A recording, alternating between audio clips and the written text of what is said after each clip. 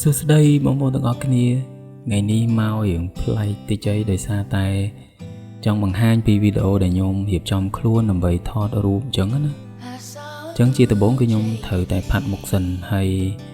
ខ្ញុំប្រើម្សៅទំនាប់ដើម្បីលាបឲ្យសព្វផ្ទៃមុខទាំងអស់ប៉ុន្តែមុនពេលដែលខ្ញុំលាបម្សៅទំនាប់ហ្នឹងគឺខ្ញុំបានលាបsunscreen មួយជាន់ហើយដើម្បីការពារមុខយើងកុំឲ្យប៉ះជាមួយនឹងម្សៅទាំងអស់នឹងដោយផ្ទាល់អញ្ចឹងណាហើយវាក៏ជួយផ្ដល់សំណើមដែរបន្ទាប់មកទៀតគឺខ្ញុំប្រើ concealer ដើម្បីបិទបាំងស្នាមដកខ្មៅនៅក្រោមភ្នែកដែលសារតែយើងគេងអត់សូវគ្រប់អីចឹងណាអញ្ចឹងទៅវាក៏បានជួយបានខ្លះដែរមិនមែនជួយបាន 100% ប៉ុន្តែគ្រាន់ថាវាមើលទៅវាគ្រាន់បើជាងដែលយើងអត់ប្រើអញ្ចឹងណាហើយបន្ទាប់មកគឺយើងចាប់ផ្ដើមផាត់ម្សៅហុយតិចទៅដើម្បីកុំឲ្យឃើញមុខយើងហ្នឹងវាមានខ្លាញ់រងើមអញ្ចឹងណាហើយវាមើលទៅម្សៅនេះគឺយើងរើសយកសម្រាប់អ្នកដែលស្រឡាញ់បែបម៉េតអញ្ចឹងទៅកុំឲ្យវាឃើញអាឡូងអញ្ចឹងណាពេលដែលម្សៅផាត់រួចហើយគឺចូលដល់អញ្ចើមព្រោះអីបើសិនជាអញ្ចើមវាមានហើយប៉ុន្តែដល់ពេលដែលយើងផាត់មុខទៅវានឹងបាត់ស្ដើងវានឹងស្ដើងមើលលែងសូវឃើញអញ្ចឹងយើងត្រូវថែម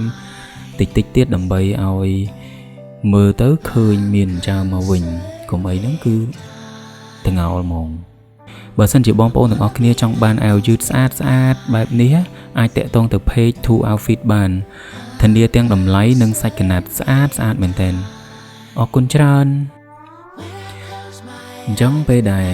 ហើយគឺចូលដល់ខ្ញុំដាក់ contour ចំណងតិចព្រោះអីមុខយើងនៅពេលដែលយើងផាត់ម្សៅហើយអស់អញ្ចឹងគឺគេត្រូវការសមោលដើម្បីឲ្យមើលទៅឃើញទម្រង់ភ្នែកទម្រង់ច្រមុះយើងអីចឹងណាព្រោះបើសិនជាយើងផាត់តែម្សៅឲ្យពេញផ្ទៃមុខគឺ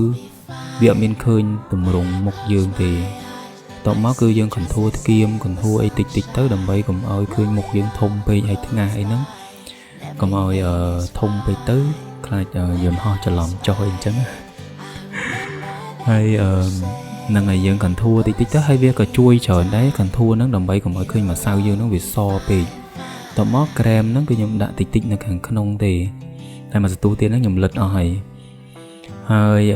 ម្សៅចុងក្រោយនេះគឺជាម្សៅដែលគេទប់ខ្លាញ់ម្សៅហ្នឹងវាជួយឲ្យឃើញមុខយើង smooth ដែរហើយទប់ខ្លាញ់ហើយវាអត់មានពណ៌អីទេគឺលាបទៅគឺដូចធម្មតាអញ្ចឹងតបមកគឺខ្ញុំប្រើ web សម្រាប់លាបឲ្យសក់វាមើលទៅឃើញភ្លីឃើញអីចឹងហើយបាញ់ spray ឲ្យវាជាប់បានយូរចឹងណា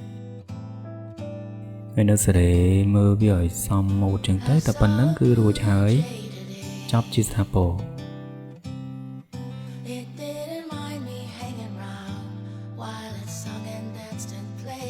And